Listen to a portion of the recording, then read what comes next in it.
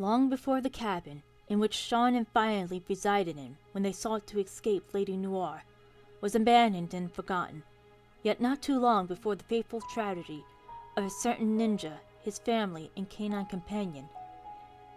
It was briefly at one time a vacation home for a young couple and their 2 daughters. Though it was used for a business trip and the elders would remain home to be with friends, the youngest, Ashley, saw the cabin as a chance for new adventures beyond the books she enjoyed to read. Thus, when her parents left to begin taking care of some business in a nearby village on the first day of their vacation, expecting their daughter to stay in the cabin and read as usual, Ashley went to explore the forest close to the cabin instead, bringing some cookies with her to snack on. For a while, she simply wandered through the forest, not realizing she was becoming lost. As she came to a small clearing, Ashley came across a small boy about her age and a wolf. Now the boy and his friend and guardian wolf, while a bit surprised at Ashley's appearance, expected her to run back to where she came from, screaming in fear at the sight of the wolf. Yet to both of their surprise, Ashley had instead ran up to the wolf and hugged him, offering them both some of her cookies. And thus, a bond of friendship was forged between the 3 of them. As time passed on, Ashley, the wolf husky, and the boy Fightingleaf became good friends. Over the course of her family's vacation, Ashley would sneak out of the cabin to meet her new friends. Whether it was to play games in the snow, tell stories to one another, or simply to gaze at the stars that night. Yet their happiness, like many things in life, would soon come to an abrupt end. On the last day of her family's vacation, before they were to leave the next day, Ashley left to meet her friends later than expected, due to working so hard on a drawn picture of the 3 of them playing in the snow, which she planned on giving Fightingleaf as a token of their friendship.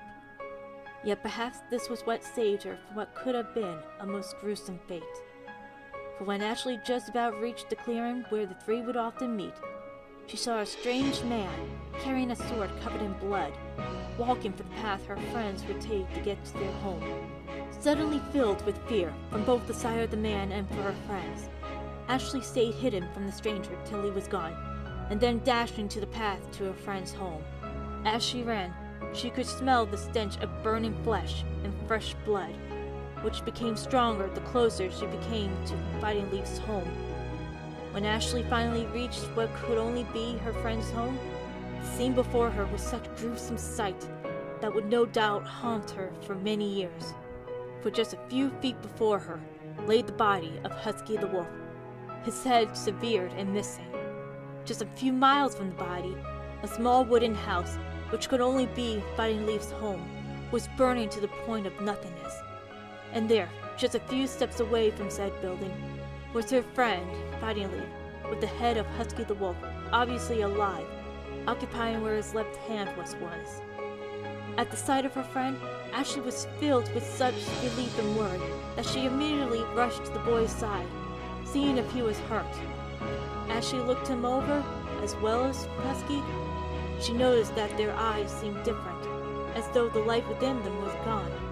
Out of worry for them, Ashley did everything she could think of to make them show some sort of emotion.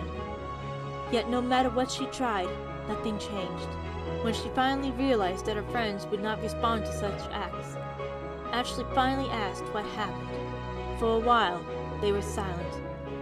Then finally, with a tone that seemed older and cold for a child his age, began to tell her of what transpired just moments before. When he finished his tale of how his father murdered his family and severed Husky's head, Ashley was so shocked that she could not help but think, how could a father with more love in his life than most people could hope to gain in a lifetime could do such an evil act? Before she could speak this thought, though, Fightingleaf began the tedious task of burying his family. With tears in her eyes, Ashley just stood there and watched her friend bury his family, unsure if she should help him or not. After some time, she decided that while she wished to help, she knew her friend would want to do this act alone. So, she did what she felt was the next best thing. She sang for the dead.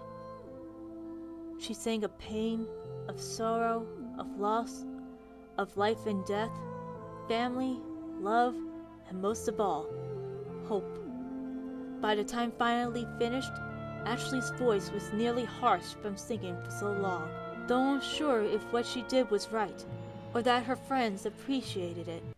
No words were needed at that time, for the three of them knew that Fightingleaf and Husky would seek revenge and would probably never see her again. Knowing this, Ashley decided to do one more thing. To the shock of both Fightingleaf and Husky, Ashley embraced them for one last time and gave them the drawing of the three of them together. And then, looking straight into their eyes, Ashley, with a sad smile and despite how weak her voice was from both singing and the grief she felt, asked them to do one thing.